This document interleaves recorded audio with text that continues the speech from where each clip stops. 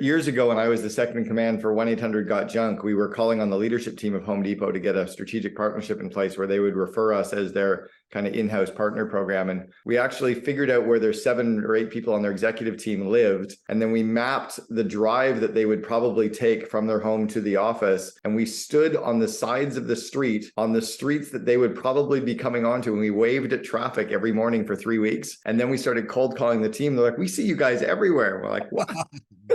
Amazing. We were just this guerrilla company standing on the street in Atlanta waving at cars. We got business for the business, but we also did, the leadership team saw us. It was this weird guerrilla tactic, right? So our guest today is Fast Growing Trees COO Matthew Graham. I just had an amazing conversation with him. Matthew's helping to scale the business in a super niche e-commerce category, selling full-size trees online. And this is not a startup. He joined the company as COO when they already had roughly 300 full-time employees. He leads the fulfillment center, nursery operations, supply chain, merchandising, and customer service. He's also the former VP of supply chain of Chewy, where he helped scale forecasting, inventory management, delivery experience, sales and operations, planning through an IPO and 5 times growth, while also building out their data science function. Before Chewy, Matthew spent 13 years at Home Depot in roles of increasing responsibility from engineer to senior director in data science, inventory management, business intelligence, and supply chain optimization. He is wicked smart, fun to chat with. He's also a major global traveler. You'll love this episode. You'll also love to watch it on our Second in Command podcast YouTube channel as well. We'll see you on the inside. Enjoy the content. Make sure you share this one. So Matthew, welcome to the Second in Command podcast. Thanks, Cameron. Really glad to be here. Yeah, really glad to sit and chat with you. And if anybody is listening, I urge you to go over to our YouTube channel for the Second in Command podcast. You'll see that behind Matthew, he's got a map of the world. That will probably be my next tattoo as well. My wife and I are full global nomads. We've been traveling for 23 months full time, sold everything 2 years ago and just said, fuck it, we want to go see the world.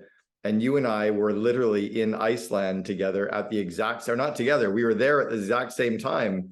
You guys did a 5-day hike while you were there as well, which is pretty hardcore because you're always out in nature there. That must have been an incredible experience to do the hiking. Do you weave a lot of the hiking into a lot of your trips globally? Yes. So I've got a group of friends, a group of 4 friends that we've done a hike every year. This was our 20th annual hike. So we wanted to do a big one, which is why we went to Iceland for it. You know, every year go on a big hike, try and see a place and get really out far into nature, as far as we can get from people, although that's a little bit tough sometimes. That was one of our big trips 2 years ago. We went down to Antarctica and then we spent about 6 weeks in Chile and Patagonia and did a bunch of hiking there. And we did that right as COVID was kind of still happening, but almost lifting. And it's an incredible. Have you been down to that area, Patagonia? I did Inca Trail last year. Antarctica is 2 down on my list. Do you have a bucket list in writing, by the way? I do. Yes. Yes. I have the places to go and things to do. Okay, I'd love you to share your bucket list with me. We'll link it in the show notes if you're okay with that. I will also link my wife's and my bucket list in the show notes as well, because we love inspiring people just to get off their ass and go see some cool stuff. And I'd love to see what's on yours. And Japan, we're heading to Japan in February for about a month. We're going to go skiing in Niseko. We've got a group of friends coming over to ski for the week, and then we're going to stay in Japan for a month. I just finished packing all my ski gear yesterday, which is weird to be packing up your ski gear in August, but my son's going to ship everything over to us. So I had to have it all ready before I leave Vancouver. I assume you're going to Hokkaido, see the snow festival there? Yeah, exactly. Snow festival's there, and we're staying late enough that we'll get to see the cherry blossoms. My wife is she calls it the captain of our bucket list life, and I think I'm the chief financial officer. Tell me a little bit about the business that you're running today, Fast Growing Trees, kind of where it came from. And I joked earlier that I said I'm going to read your bio and weave it around what we cover today. I said it'll read more like a Tinder profile, and you said your CEO, you used to be the CEO of Tinder. So I want to chat a little bit about what it's like to work with someone like that too.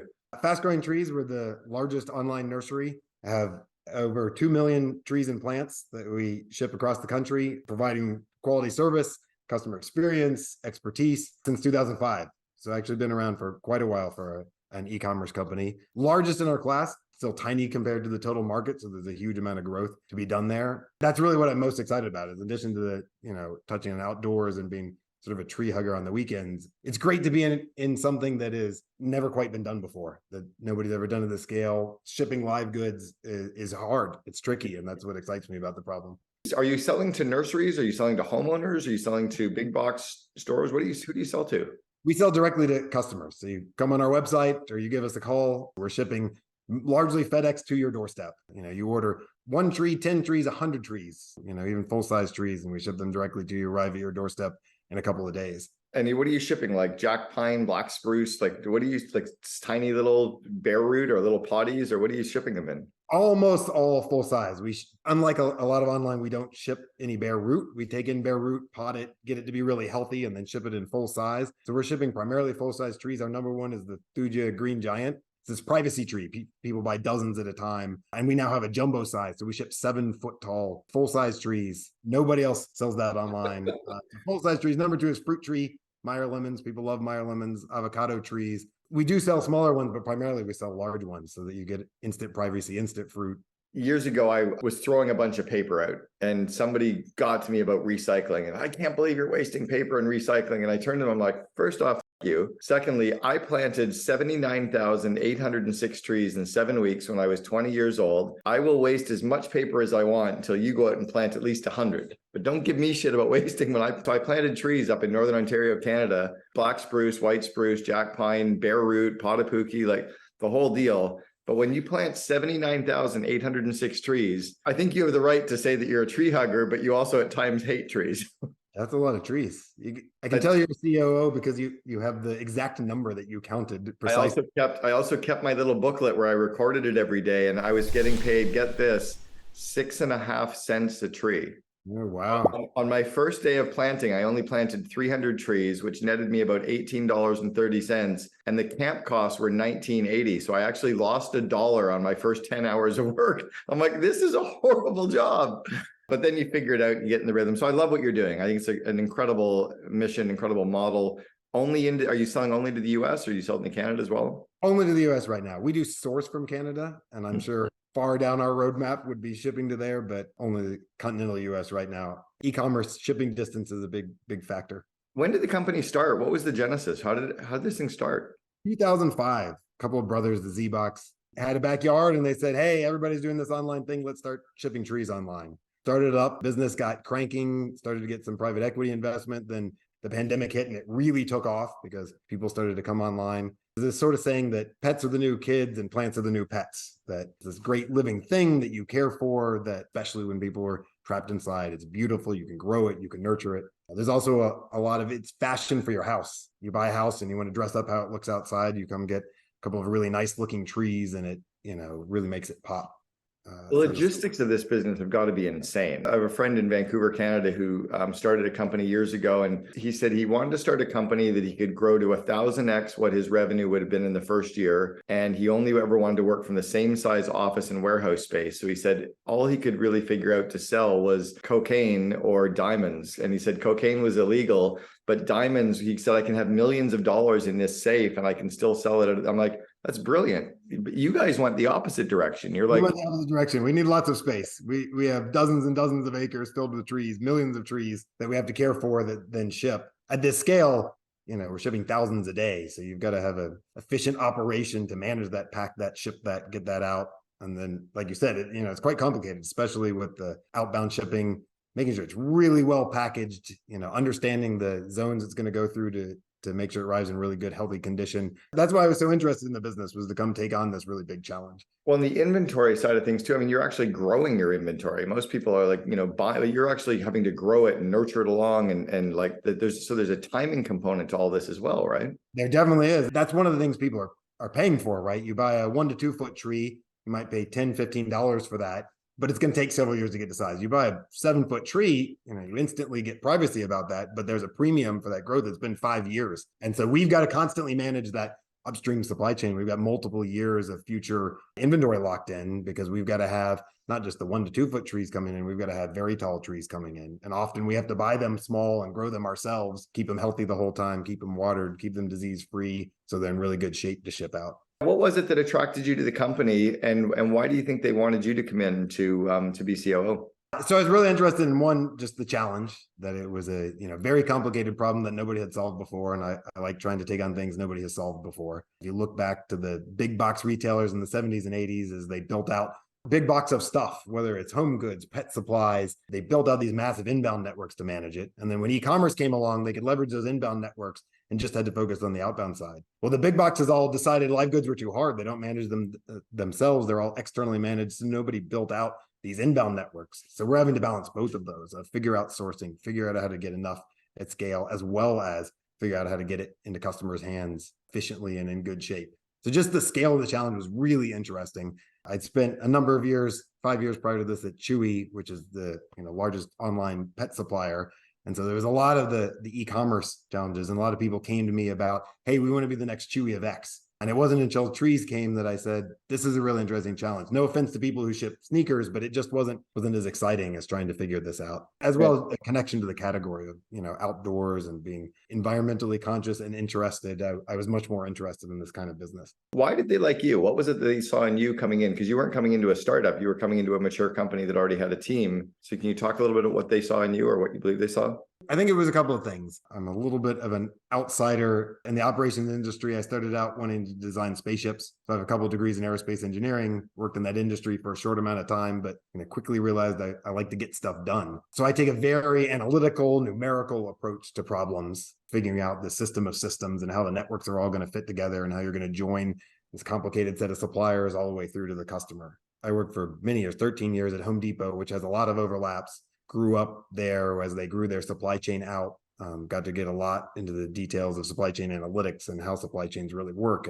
And then again, it's been almost 5 years at Chewy, which became a really crazy growth story, 5 times growth while I was there, across several $1 billion as people went online, people adopted a lot of pets, managing the in-stock, managing the supply chain there. Certainly had experience with that kind of hyper growth mode. An existing business, but not quite a mature business. Years ago, when I was the second in command for 1-800-GOT-JUNK, we were calling on the leadership team of Home Depot to get a strategic partnership in place where they would refer us as their kind of in-house partner program. And we actually figured out where their 7 or 8 people on their executive team lived. And then we mapped the drive that they would probably take from their home to the office. And we stood on the sides of the street, on the streets that they would probably be coming onto. And we waved at traffic every morning for 3 weeks. And then we started cold calling the team. They're like, we see you guys everywhere. And we're like, wow. Amazing. We were just this guerrilla company standing on the street in Atlanta waving at cars. We got business for the business, but we also did, the leadership team saw us. It was this weird guerrilla tactic, right? Can you give us a scope, the kind of rough size of the organization? I know that you're still privately held and you don't give away all the numbers, but can you give us some size, some perspective? A couple hundred full-time team members, and then we scale up by another about 300 seasonally. So we've got over 500 team members in season shipping, ship several million trees a year, manage several million trees in our nurseries and our fulfillment centers. Your real business, real moving parts. You've probably got politics that started to creep in at that size as well, kind of the matrix decision making. Can you walk us through some of the idiosyncrasies of running a 300 to 500 person company? And I feel like there hasn't been a lot of politics yet. We haven't divided out enough to have departments. We can still talk to everybody in the leadership team every day. In my mind, it still hasn't quite happened yet. And I'm hoping that we can forestall that for quite a long period of time. That is an interesting insight. How have you had to change as a leader going from those big companies to, as you put it, like when I was replaced as the COO at 1-800-GOT-JUNK, they brought the former president of Starbucks in and she said, what a cute little company we were. I was like, it's big. How have you had to adapt as a leader to go from those big companies into this more entrepreneurial mid-sized company then? For sure, it's a big change. When you're at Home Depot, it's a huge company. Politics are a huge part of it.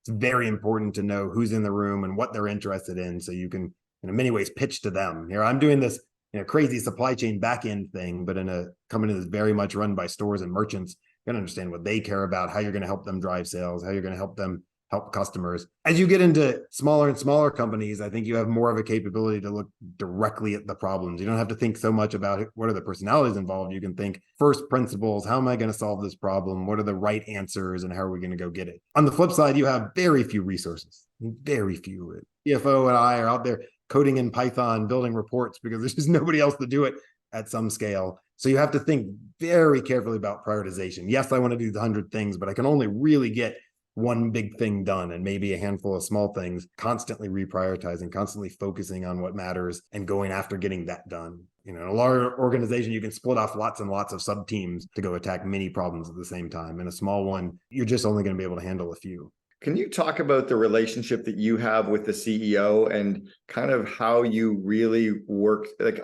I often liken the CEO-COO relationship to like mom and dad at a family reunion. Like there's lots of other adults, but the mom and dad have to be the tight unit. So there's other members of the leadership team, but it feels like the CEO-COO have to be that yin and yang. Can you walk us through how you build that relationship, trust, communication, how you guys work well together as a team? My CEO is Ellie Seidman. He was the CEO of Tinder, sort of mentioned earlier, and there's no end of swipe right jokes you can make. But he's very intellectual, very deep thinking, and I think what I help bring to that relationship is the ability to take that down to the very detailed level. He's thinking very high level thoughts, very high level strategy, thinking about the nature of people and how you motivate them. That's great, but now I have to go, talk to 100 hourly team members on the floor who are pruning trees. How do I translate it into something that's meaningful and impactful for them? How do I, think about how I'm taking steps out of the warehouse? How do I translate what he's saying into very detailed, actionable steps? So I think a big part of it is level of detail, just the ability to get stuff done. He's got a lot of ideas. I got to take that and say, all right, tomorrow, what are we going to do? And the next day, what are we going to do to go and execute against that? There's an operating model that a lot of small companies use called EOS. It's the Entrepreneurial Operating System. It's very small business. It's nothing that you guys would be using. You're well past that. But one of the things they talk about in the EOS model that I say always breaks down when you get past kind of 50 to 100 employees is they say the COO has to be the tiebreaker. And I'm like, when you're running a real leadership team with real leaders, you're not acting as the tiebreaker almost at all, are you? You're more facilitator or getting them to all healthy debate. Can you talk about that? Completely agree.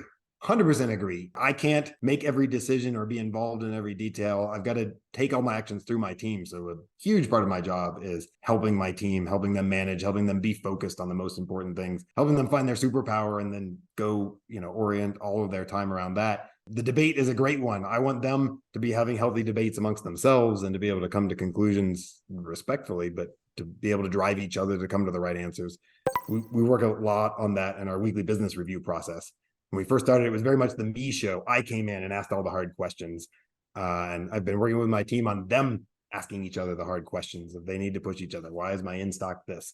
Why did it take so long to ship that? So that is self-reinforcing. So that is a mechanism that works on itself without me having to dive in, because then I've got to go focus on something else. And the next week, I may be focused on driving the front end instead of the back end. And I need to have confidence that they're going to still drive it as hard as I would if I was in there. I was a part of a leadership team of a 900-person company back in the height of the dot-com era. We did a weekly business area review, and it was stressful, man. We had every other business area grilling us. Is that kind of the good, stressful? It was super healthy, but is that kind of the same approach you have with yours? For sure. There should absolutely be some healthy tension. This is one of the things that Ellie and I talked about before I even started on the job, was developing that healthy tension, that you don't want people to be disrespectful, but partly in what metrics you give them, partly in what you incentivize. You want them to be pushing each other and challenging each other. And that's one of the big points of this business review, is that each business meets themselves and gets deep into their business and then brings that up to the leadership team. And there's got to be some challenge there. There's got to be some pushback to say, are you really driving yourself as hard as you could be? It's like any professional sport. If you're the Atlanta Falcons, you've got like every player on the team is fighting and pushing everybody on the teams for the good of the team. They're not just out there fighting for the offensive team or fighting for the defensive team, or they're really there for the whole team, right? And that's kind of the leadership team you're trying to build and approach. When you came into the company, it was already established. You've been there for about a year now. You walked into an existing leadership team, an existing group of people. What was your first 90 days like? How do you unruffle the feathers of some that were ruffled? And can you walk us through that? I think it's a really intriguing lesson for a lot of our listeners. The biggest part was meeting with everybody one-on-one, really listening to them, really understanding their problem. I went down a couple levels on the team, out, onto the floor, out into the farm, talking to the shift leaders. And one of the things I asked them was, how do you know if you had a good day? What are the metrics? What are the things that tell you whether you were successful today or not? Several of them said that was the first time somebody had asked them that question. So then I tried to build a structure that helped them know, what does it mean to have a good day? How do you know you had a good day? How do you know you accomplished your goals for that day? So the first part was just very detailed listening across the teams, trying to build support around them before. Obviously, I'm brought in to make changes. I'm brought in to improve things and improve efficiency. Before I did that, I wanted to make sure they knew I understand their pain points, understand where they're coming from, and start to support them before asking them to change the line. And then when you do make changes, involve them in it. Lay it out for them. This is what we're trying to do. We're trying to improve quality. We're trying to reduce costs. Here's how we're going to manage it. Help us in that process. From the floor, from the outbound lines, had really good improvements in quality and efficiency, and it's come from that team driving it. Did you wait a certain period of time to kind of get to know them, get to know the team? Like, did you have a couple of like, oh shit, I really want to do this, but you forced yourself to wait 45, 60, 90 days? Did you have any kind of thought or methodology around that? For sure, I forced myself to wait without just immediately imposing, here's my thoughts about everything, which should work. In a small business, in a growing business, in a very seasonal business, I didn't think I had 90 days to wait. So I didn't wait that long to make changes. I did wait about 30 days to really put things in place. I also started small, started with very specific focus areas. So, we wanted to improve quality, but that's very big, very nebulous. It's hard to put a total quality management program in place when you're in the middle of spring. So I just focused on the first one. Incorrect items was our biggest problem. So let's just focus on that. Just get the right items in the box. If that's the only thing we do, if it's the only thing we'll improve, that'll make a meaningful impact to our customers. It's like an unforced error. We've got to go solve that problem ourselves internally. And they did a fantastic job. They actually drove it to number 2, and now it's even the number 3 issue. So they've driven it down while keeping all the other metrics down. Do you guys have returns? Like customers return the tree? For sure. For sure. We have a lot of returns. We have an Alive and Thrive guarantee. So we guarantee the plants. We have a lot of customers call us in. These are living things. We do everything we can to control it. I see my wife marching off to like a UPS office with like a box of shoes that she returned. I can't see like somebody hauling the tree on the shoulder. I guess FedEx comes back to pick it up, right? And usually we give refunds. Usually we don't make them sent back to us. Like, if it's a dead tree, it's a dead tree. We'll provide a refund for that, or even reship. We do a lot of reships. If there's issues, we want our customers to be happy. And if there's issue with the tree, we'll send them a new healthy one. There's got to be some funny marketing you guys can do. Years ago, a friend of mine was the CEO of Build Direct, and he made a big, when Amazon was coming out with their drones delivering packages, Jeff Booth decided to pretend that he was going to have these military helicopters, doing deliveries of construction material. So he's delivering like all of the wood for your home, but it was being delivered by a military helicopter. And it was like the drone was smashing into houses. Really hysterical. One of the campaigns that gets a lot of resonance is the sort of nosy neighbors. And our number one selling tree is this privacy tree. It's a great way to build a privacy fence. You don't have to maintain it like you do a fence. You throw it out there. And so we've got this nosy neighbors campaign that people are looking at you, go plant trees. That's great.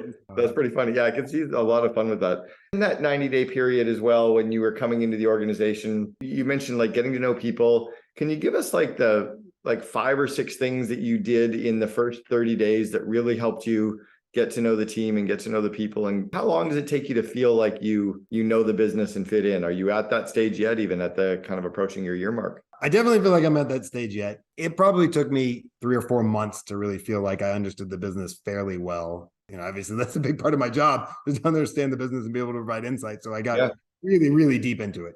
Meeting with people, incredibly important. Meeting one-on-one with, multiple layers down into the team, talk to them, learn about what they do day to day, a huge amount of walks, going out into the field, going out and observing what's happening, walking with them and saying, tell me about your operation and explain this to me. And back to like, how do you know you had a good day? What are your problems? What are your pain points? How can I help you?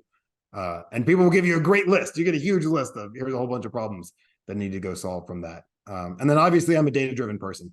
So I also immediately launched going to get the data. Here's my list of metrics I want to see. Some of them we weren't even capturing. There were plenty, things in our labor where we were just capturing total hours. We didn't know where they were assigned. So I couldn't tell how the nursery was doing versus the fulfillment center. There's a lot of work just to capture the right data and then distill it into metrics that told me what's our quality, what's our efficiency, what are our costs, how well are we doing? And ultimately trying to tie that back to the customer experience, right? Look at those reships, returns, refunds, count every single one of those as a defect and back that through. How do we figure out how to reduce that? Got really deep into the data. Like I said, built some of the reporting myself, just to start to break the ice of, hey, here's what we can do. Here's how we can look at things. And then, really started that weekly business review process, before I had all the answers, before I had all the data, started to bring everybody together and say, here's how I think about the business. Here's how I think about breaking it down. Let's walk through each area and learn in detail together about each area of the business and what we should be looking at here. The era that you and I grew up in business in, we went to an office when it was our first day, our first week, our first month, and our onboarding was in an office and people were around. And how do you onboard executives and managers today when many of them are remote? What's an onboarding process or system look like to really get them up and integrated and not feeling lost after, day 2?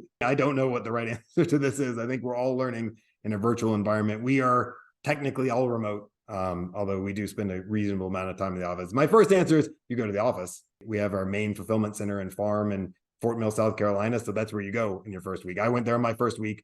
You get to see the operation. Often before we even start people, we bring them in there to show them If you go and see that and it excites you, this is going to be a good place to be. If it scares you because of how complicated and hairy it is, it's probably not a good fit. So we bring people in early, we show them the operation, we let them see how it works, let them see these millions of trees and see them going out the door. At least your first week is spent there, physically in the office, meeting with people, meeting with teams, having that, direct contact. And then beyond that, it's the virtual version of that, right? It's meet across all the teams, meet cross-functionally with all of your partners, start to get to understand them. I think a lot of it's going to also come down to just sitting with the new reports and asking them, like, what are you missing? What else would you like to know? And trying to piece that together. Because you're right, I don't think we have that figured out yet. There's going to be some interesting systems developed. I'm sure they're being developed and are, but I think that's going to be a really critical part for us as companies, is understanding how do we onboard and socialize and get people to feel a part of a team. Because boy, they can get lost in the shuffle after 2 days, right? Like, I'm going to fall back, and we're a small company. It's still relatively easy to keep track of each individual person as you're onboarding, especially in corporate. It's a little bit harder to get lost in the shuffle virtually,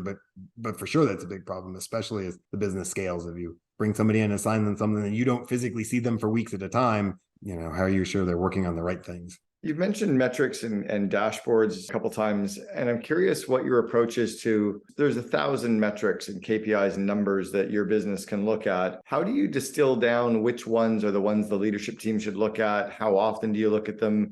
Does your dashboard represent the numbers like a car dashboard where the speed is a really big one and other ones are tiny and small and they light up red? Like, what are your thoughts in working with data like that?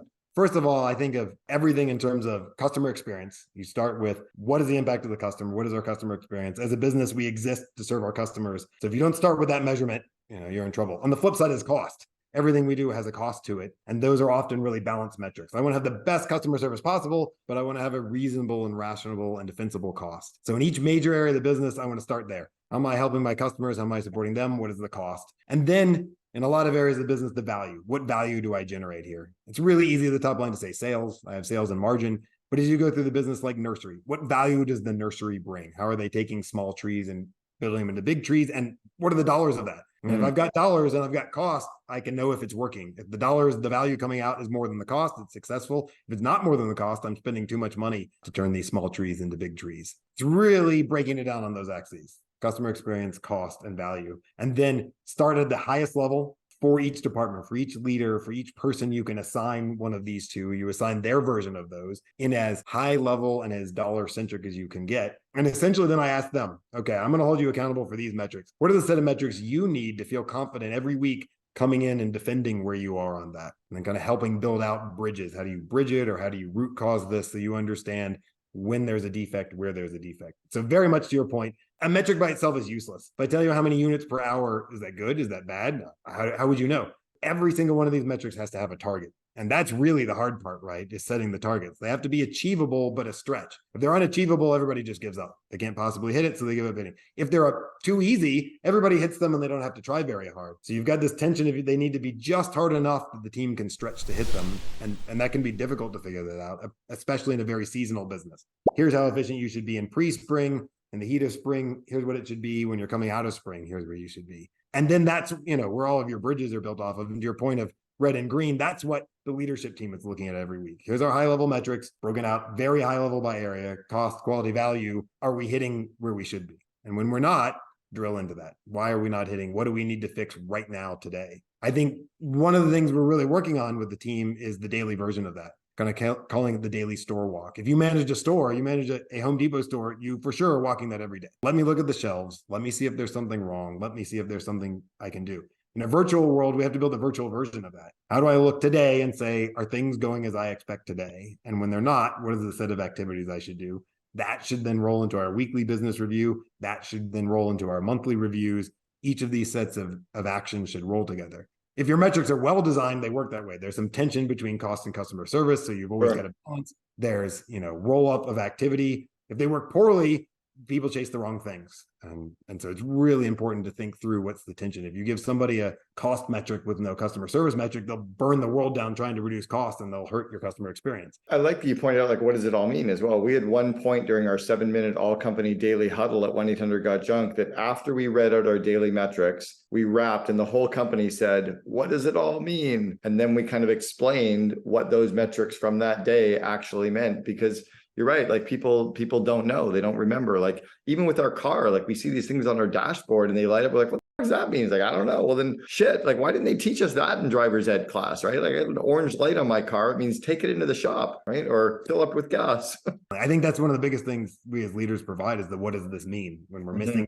What does that mean? Why is that really important? Why is in-stock really important for a customer? Because customer experience starts with in-stock. Why is cost really important? Because we're managing a business and we don't have an infinite checkbook. So we have to manage our costs on things. I want to ask you about your growth as a leader, because you've clearly got the chops. What have you worked on over the years to get stronger and stronger as an executive, as a COO? It's really changed, over time. As I've scaled in my career, what I need to focus on has changed. Well, part two is what are you working on now? So the biggest thing is probably constant self-reflection. Like, am I adding value? If you're an individual contributor, what am I doing to add value in my role here? And if I'm not, how can I change that? And early on, it's often technical things, right? That's what people are focused on.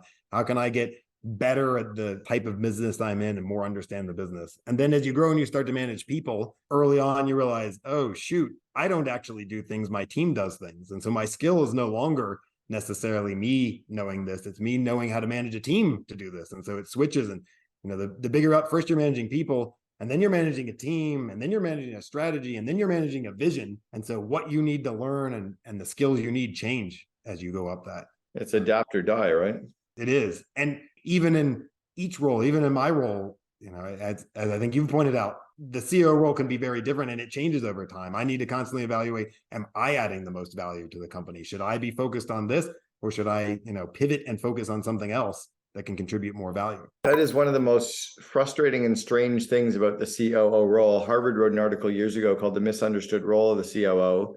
And then in my book, The Second in Command, that just came out a few months ago, I talk about how you, as an example, very strong second in command, very strong COO, would be horribly useless for 90% of the other companies out there to be their CEO, because you wouldn't match with the CEO, you wouldn't have the right skill set, it'd be the wrong industry, you wouldn't be passionate about it. Same with me. I was amazing at 1-800-GOT-JUNK for the 2 million to 106 million, but I would have been horrible from the 100 to 450 where they're at now. And the current guy who I've known for 30 years has been amazing from 100 to 450 would have been useless in the startup days. It's a really critically hard role to hire for and to grow with. You've clearly done well. I want you to give yourself some advice as a 21-year-old, 22-year-old. If you were to lean back and give Matthew some advice, what would you tell yourself back then? My biggest thing would be the sort of don't sweat the small stuff. I tend to be very worried and paranoid about everything. While that can be helpful sometimes in business, it's perhaps not great personally. If you add value, if you're constantly improving yourself, you're constantly, figuring it out, how to continue to grow and fit in, your career will take care of yourself. Worrying about every individual thing just is not helpful. Matthew Graham, the COO for Fast Growing Trees. Thanks so much for sharing with us on the Second in Command podcast. Really appreciative of your time and insights today. We complement each other's skill sets, so that's very important. So we don't overpower each other's discussions, especially when we know it's not our forte. So we stick to our territory. Let's say his territory is marketing, mine is business. So we sort of have created our own play field, which is existent in his mind and my mind as well. So that play field and that distinction is very important.